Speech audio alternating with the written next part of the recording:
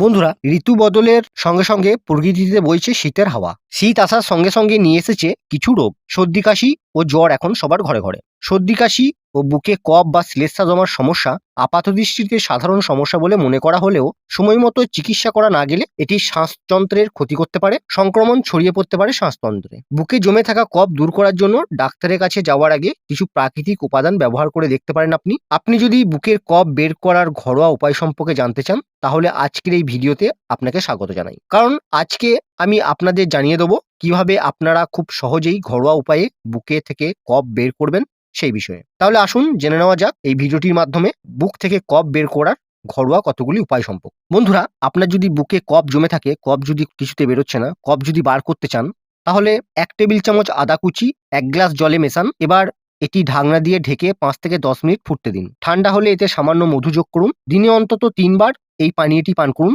দেখবেন কফ দূর হয়ে গেছে, বুক থেকে সব কফ দেখবেন উঠে গেছে। এছাড়াও বন্ধুরা, 1 চা চামচ আদা কুচি, গোলমরিচের গুঁড়ো এবং লবঙ্গের গুঁড়ো দুধ বা মধুর সঙ্গে মিশিয়ে দিনে 3 বার পান করুন। আপনি চাইলে 1 টুকরো আদা দিয়ে মুখে চেবাতে পারেন। আদার রস বুকের কফ বা শ্লেষ্মা শরীর থেকে বের করে দিতে আমাদের ভীষণভাবে সাহায্য করবে।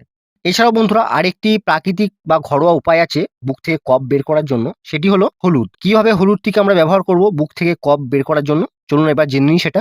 বন্ধুরা, হলুদে থাকা কারকিউমিন উপাদান বুক থেকে কফ বা শ্লেষ্মা দূর করে বুক ব্যথা দ্রুত কমিয়ে দেয়। এর অ্যান্টি ইনফ্ল্যামেটরি উপাদান গলা ব্যথা সারাতেও ভূমিকা রাখে। 1 গ্লাস কুসুম কুসুম গরম পানিতে 2 চা চামচ হলুদের গুঁড়ো মিশিয়ে দিনে 2 বার পান করুন। 2 দিনেই দেখবেন বুকে জমে থাকা কফ বের হয়ে যাবে। এছাড়াও বন্ধুরা, 1 গ্লাস দুধে 8 চা চামচ হলুদের গুঁড়ো মিশিয়ে ফুটিয়ে নিন। সম্ভব হলে এর সঙ্গে 2 চা চামচ মধু এবং 1 চিমটে গোলমরিচের গুঁড়ো মিশিয়ে এই দুধ দিনে 2 থেকে 3 বার পান করুন। আপনারা উপকার পাবেন। এছাড়াও বন্ধুরা, আরেকটি উপায় আছে ঘরোয়া উপায় বুক থেকে কফ বের করার জন্য, সেটি হচ্ছে 1 কাপ সামান্য গরম জলে 2 চা চামচ আপেল সিডার ভিনিগার মিশিয়ে নিন। এর সঙ্গে 1 চা চামচ মধু মিশিয়ে এই পানিটি দিনে অন্তত 2 থেকে 3 বার পান করুন।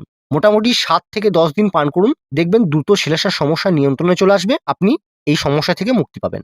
বন্ধুরা, বুক থেকে যদি কফ বের করতে চান, তাহলে একটি গোটা পেঁয়াজের রস, তার সাথে লেবুর রস, মধু এবং জল একসঙ্গে মিশিয়ে 5 থেকে 7 মিনিট ফুটতে দিন। তারপর সেটিকে নামিয়ে কুসুম কুসুম গরম অবস্থায় দিনে 3 থেকে 4 বার পান করুন। দেখবেন আপনারা ভীষণভাবে উপকার পাবেন, বুক থেকে কফ সব বেরিয়ে যাবে।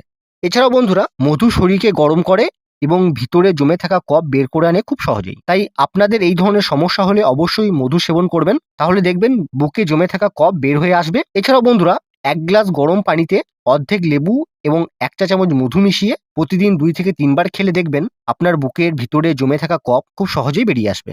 বুক থেকে কফ বের করার আরেকটি প্রাকৃতিক বা ঘরোয়া উপায় হচ্ছে প্রচুর পরিমাণে তরল জাতীয় খাবার পান করা উচিত। তরল জাতীয় খাবার কফকে পাতলা করতে সাহায্য করে। বিশেষ করে উষ্ণ তরল বুকে এবং নাকের কফ আলগা করতে আমাদের ভীষণভাবে সাহায্য করতে পারে। আপনি গরম জল, চিকেন স্যুপ, গরম আপেলের রস এবং গ্রিন টি খেতে পারেন, উপকার পাবেন। বন্ধুরা, সুস্থ থাকুন, নিজেকে এবং পরিবারকে ভালোবাসুন। ভিডিওটি ভালো লাগলে একটা লাইক করবেন, আর আপনার যদি কোনো প্রশ্ন থাকে তবে নিচে কমেন্ট করে জানান। চ্যানেলটি প্রয়োজনীয় ও তথ্যবহুল মনে হলে চ্যানেলটি সাবস্ক্রাইব করে চ্যানেলের সঙ্গে থাকার অনুরোধ করছি। পুরো ভিডিওটি দেখার জন্য আপনাকে অনেক ধন্যবাদ। নমস্কার।